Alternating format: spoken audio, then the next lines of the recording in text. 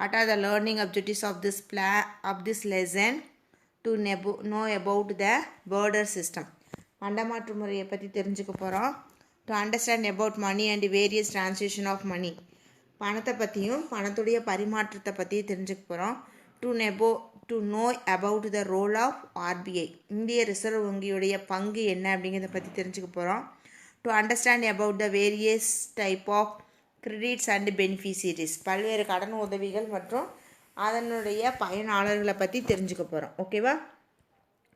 Now let's go to the lesson. Introduction of this lesson. The chapter deals with the evaluation of money over the years and its functions.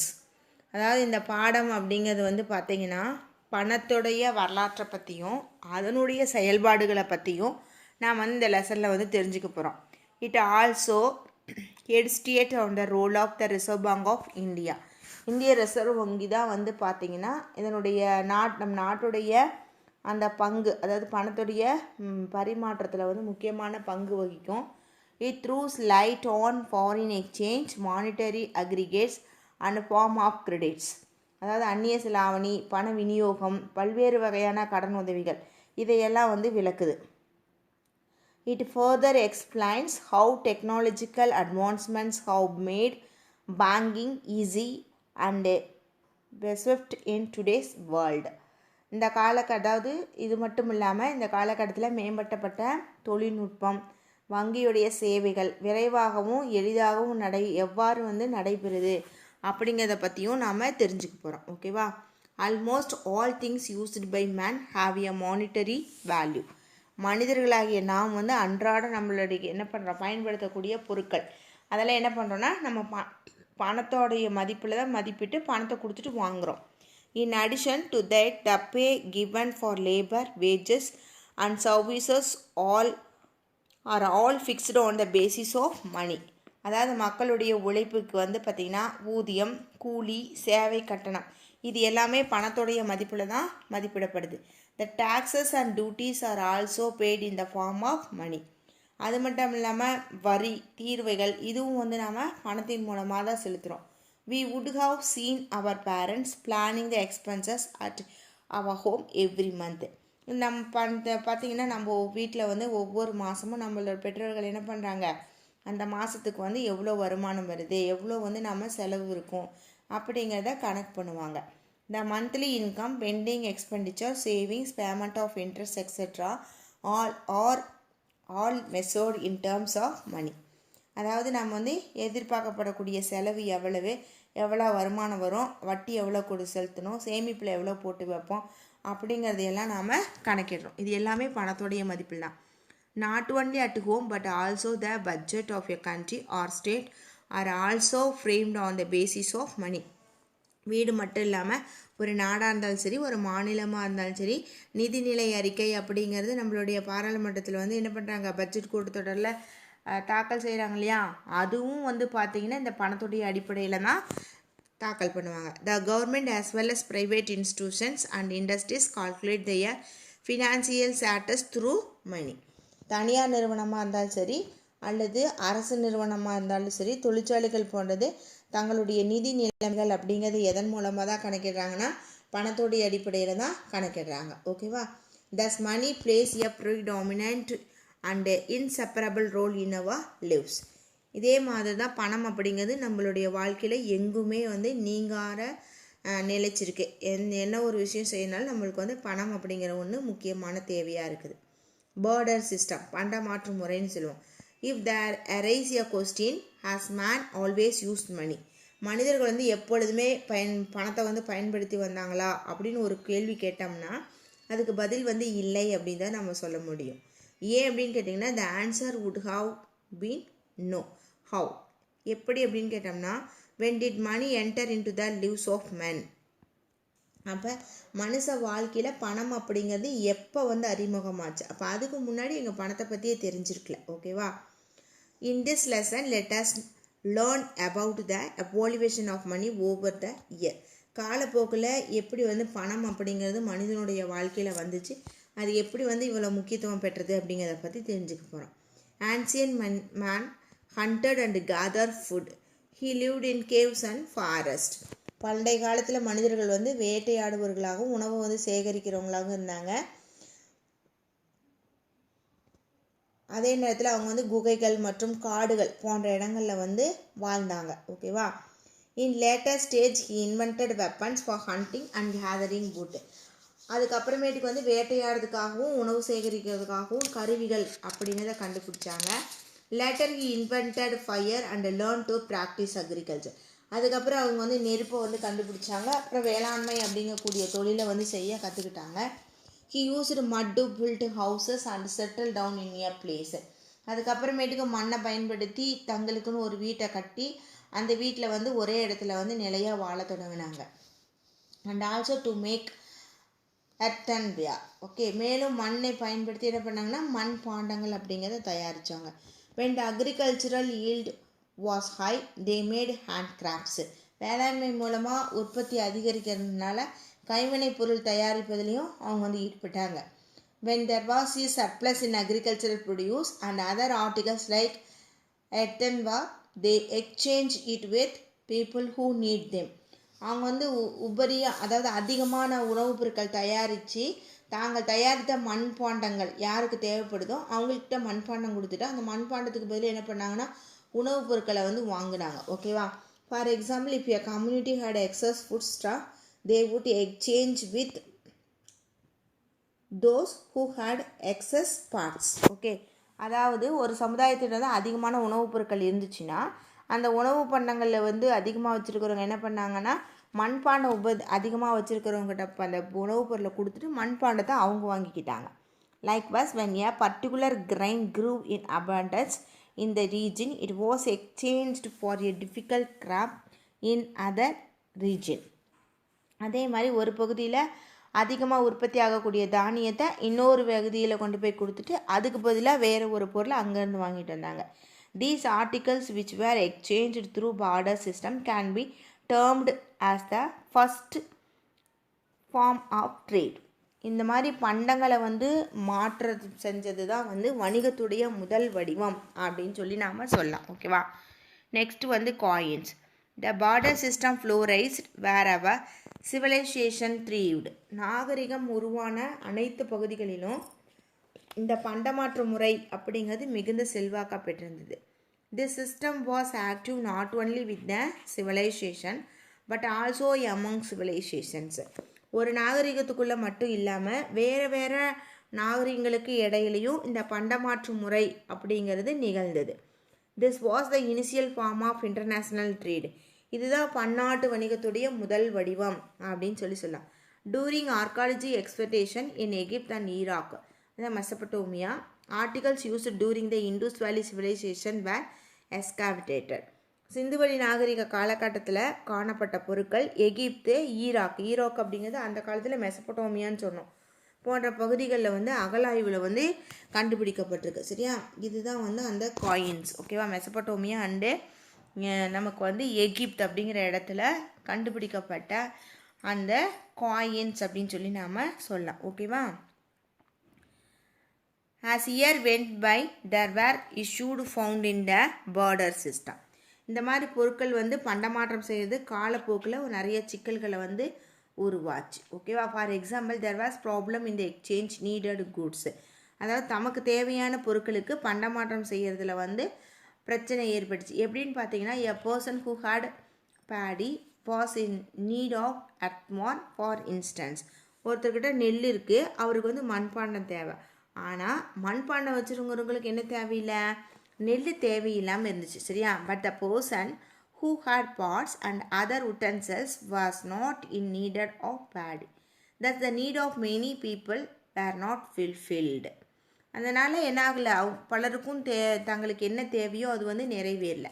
Measuring the quantity and value of the goods exchanging were found very difficult.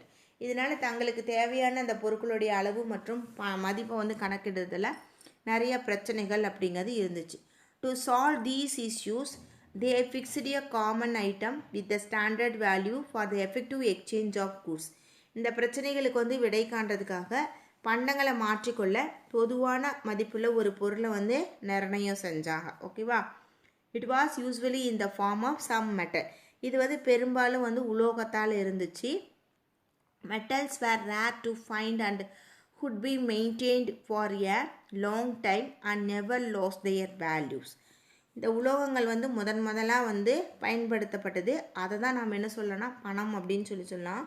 இந்த உலோகம் அப்போ வந்து அரிய பொருளாகவும் நீண்ட காலத்துக்கு வந்து பராமரிக்கக்கூடியதாகவும் மதிப்பு வந்து மாறாததாகவும் இருந்தது. ஓகேவா? hence the metal can be termed as the first form of money.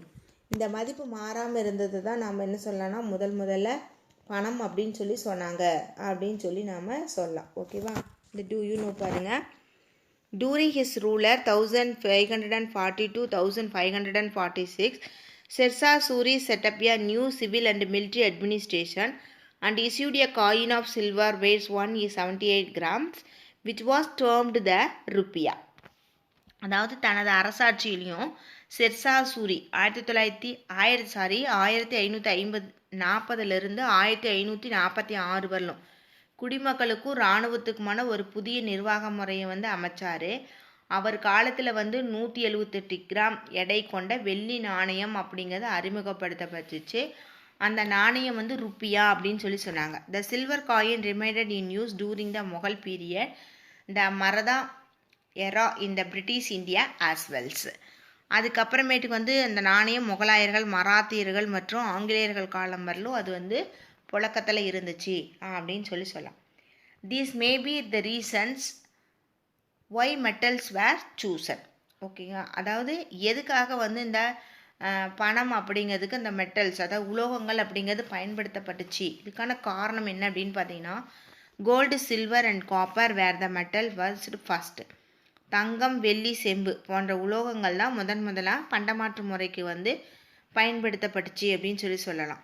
Thevar called ancient currency. இதை தான் வந்து பார்த்திங்கன்னா புராதன பணம் அப்படின்னு சொல்லி சொல்லலாம். Leather, beads, shells, tobacco, salt, corn and ever slaves were exchange as barter says economist. அதாவது இது மாதிரி தோல், மணிகள், ஓடுகள், புகையிலை, உப்பு, சோளம், ஏன் அடிமைகள் கூட என்ன பண்ணுறாங்க, பண்டமாற்றமாக கொடுக்கப்பட்டதா பொருளாதார அறிஞர்கள் அப்படிங்கிறவங்க கூறுறாங்க. The later Cholas allowed the traders to have their own army.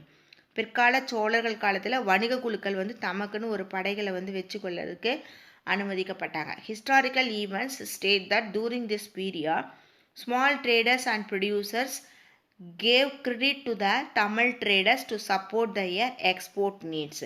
பிற்கால சோழர்கள் ஆட்சியின் போது தமிழகத்தில் வந்து வணிகர்கள் ஏற்றுமதி தேவையை ஈடு செய்யறதுக்காக சிறு வணிகர்களுக்கும் உற்பத்தியாளர்களுக்கும் கடன் உதவி அளித்ததான் வரலாற்று சான்றுகள் அப்படிங்கிறது கூறுது. Next natural money. Natural money அப்படிங்கிறது இயற்கையான பணம். The metal such as silver and gold gain importance gradually all over the world. படிப்படியாக தங்கம், வெள்ளி ஆகிய உலோகங்களோட வந்து பார்த்திங்கன்னா உலகம் முழுவதும் மதிக்கப்படக்கூடிய ஒரு உலோகமாக ஏற்றுக்கொள்ளப்பட்டுச்சு. So these metals were used as standard value in exchange of goods. இதையொட்டி தான் இந்த இரு உலோகங்களும் நாடுகளுக்கு இடையான பண்டமாற்றத்தில் பொது மதிப்பீடாக வந்து பயன்படுத்தப்பட்டுச்சு. This was called as natural money. இதனால் இதை தான் வந்து நம்ம என்ன சொல்லணும்னா இயற்கையான பணம் அப்படின்னு சொல்லி அழைக்கிறோம். ஓகேவா? நெக்ஸ்ட் வந்து பார்த்தீங்கன்னா paper money. As they went by issue arose because while trade prospered there were insufficient reserves of gold and silver. நாளடைவில் இயற்கைக்கான பணத்திலேயும் சிக்கல்கள் அப்படிங்கிறது உருவாச்சு. வணிகத்துடைய விரிவாக்கத்திற்கு ஏற்ப தங்கம் மற்றும் வெள்ளியோட அளவு வந்து இருப்பு இல்லாமல் இருந்தது. Mines also had a limited resource of these metals. சுரங்கங்களில் தங்கம், வெள்ளி வந்து பார்த்திங்கன்னா வரம்புக்குள்ளே தான் இருந்துச்சு. An alternative was found and coins were made using metal with lesser value. இதனால் குறைந்த மதிப்புள்ள உலோகங்களை கொண்டு நாணயங்கள் அப்படிங்கிறது தயாரிக்கப்பட்டுச்சு. These were used to buy and sell goods of lesser value. சிறிய மதிப்பிலான பொருட்கள் வாங்கிறதுக்கும் விற்கிறதுக்கும் இது வந்து பயன்படுத்தப்பட்டுச்சு. It was used as the money of the poor people. ஏழை எளிய மக்கள்கிட்ட பணமாக வந்து இது பயன்படுத்தப்பட்டுச்சு. Hence these coins were printed in large numbers. இதனால் குறைஞ்ச மதிப்புள்ள நாணயங்கள் வந்து அதிகமாக வந்து தயாரிக்கப்பட்டுச்சு. Paper money came into being thus next stage. காகித பணம் அடுத்த கட்டமாக வந்து பணப்புழக்கத்துக்கு வந்துச்சு. This money was without form and people started savings in banks.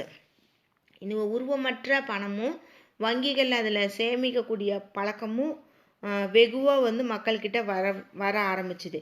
The great economic depression was also prompted the saving habits of the people. உலகம் முழுவதும் ஏற்பட்ட பொருளாதார மந்தம் பொதுமக்களுக்கிடையே பணத்தை வந்து சேமித்து வைக்கணும் அப்படிங்கக்கூடிய பழக்கம் வர்றதுக்கு ஒரு காரணமாக அமைஞ்சுது.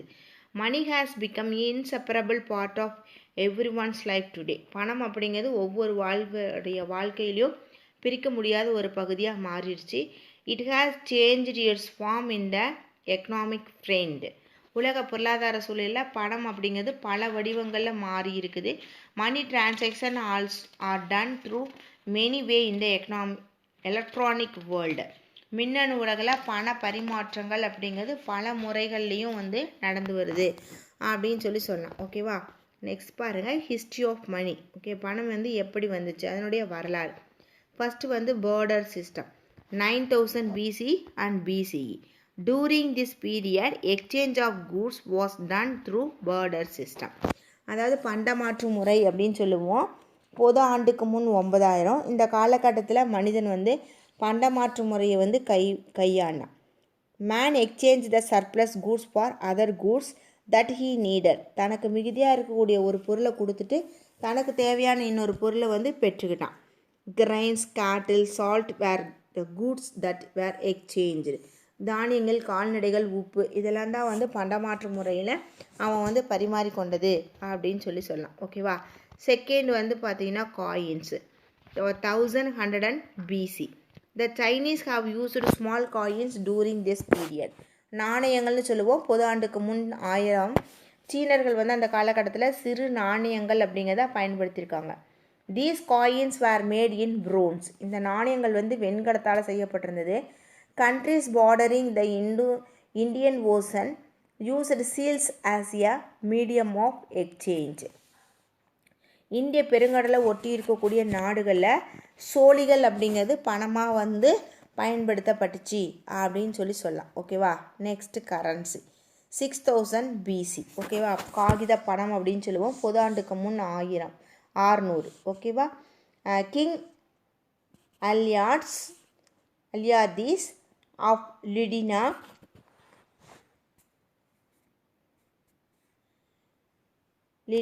announced publicly that official currency will be used for trade.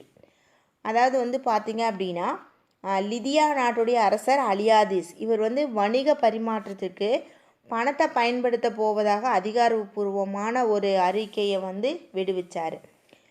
லிதியா is the part of Turkey's today. இந்த லிதியா அப்படிங்கிறது இப்போ எங்கே இருக்குதுன்னா துருக்கியில் ஒரு பகுதியாக இருக்குது.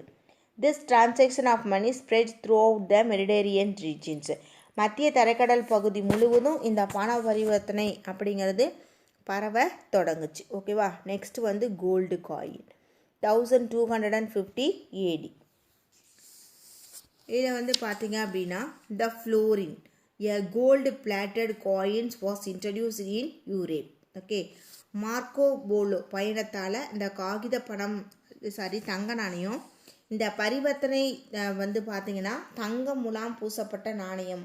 ஓகேவா, அந்த காயின் இது வந்து ஃபஸ்ட்டு எங்கே அறிமுகப்படுத்தப்பட்டுச்சுன்னா யூரோப்பில் வந்து அறிமுகப்படுத்தப்பட்டுச்சு. அடுத்து வந்து பார்த்தீங்கன்னா 5th ஒன் பாருங்க, Marco Polo 1290 AD. Paper money spread to Europe through the travel of Marco Polo. Marco Polo அப்படிங்கிறவர் 1290. ஓகேவா, இவருடைய பயணத்தின் மூலமாக காகித பணம் வந்து ஐரோப்பிய நாடுகள் பூரா பரவுச்சு. பிரிண்டிங் ஆஃப் கரன்சி காகித பணத்தை வந்து அச்சிடுதல் 1661 AD. when the newspaper money was printed in Sweden, it was not much welcome.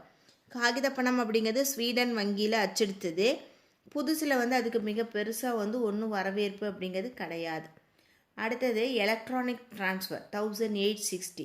Through telegram and effort was undertaken to transfer money electronically. மின்னணு பரிமாற்றம்னு சொல்லுவோம். தந்தி மூலமாக மின்னணு பண பரிவர்த்தனை அப்படிங்கிற முயற்சி வந்து மேற்கொள்ளப்பட்டுச்சு. நெக்ஸ்ட் வந்து பார்த்திங்கன்னா கிரெடிட் கார்டு 1946 கடன் அட்டைன்னு சொல்லுவோம்.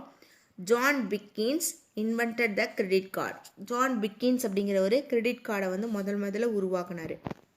Mobile banking 1999 AD. Europe banks introduced mobile banking. ஐரோப்பிய வங்கிகள் வந்து மொபைல் பேங்கை வந்து அறிமுகம் செஞ்சாங்க. ஓகேவா. நெக்ஸ்ட் வந்து NFC 2008 AD. Near field communication NFC was introduced in Britain. In 2016 it came to India. It takes only about 7 to 8 seconds to transact money through NFC. அதாவது பண பரிவர்த்தனை முறை அப்படிங்கிறது பிரிட்டனில் அறிமுகமாச்சு. இந்தியாவில் 2016 ஆண்டு தான் இந்தியாவுக்கு இந்த முறை வந்தது. இந்த முறையில் பணம் பரிவர்த்தனை அப்படிங்கிறது 7 to 8 செகண்டுக்குள்ளே ஒருத்தர்கிட்ட இன்னொருத்தர் என்ன பண்ணலாம், பணத்தை அனுப்பிடலாம். ஓகேவா. Today class is over now. Tomorrow we discuss about the continuation of this lesson. Thank you one and all. Thank you students.